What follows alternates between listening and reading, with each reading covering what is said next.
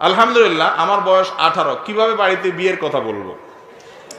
যুবকরা সব বিয়ের জন্য অস্থির। ভাইরে, আমি তো বলি এখানে অভিভাবকদের দায়িত্ব হলো উপযুক্ত হয়ে গেলে সন্তানকে বিয়ে দিতে দেরি না করা, আর সন্তানের দায়িত্ব হলো বয়স 18 হয়েছে, বাড়িতে বিয়ের কথা বলার দরকার নাই, পয়সা কামানোর পিছে লাগেন, সিরিয়াসলি পয়সা কামান, কিচ্ছু না পারলে রিক্সা চালান, দূরে যায় চালান, যেভাবে হোক পয়সা উপার্জন করেন।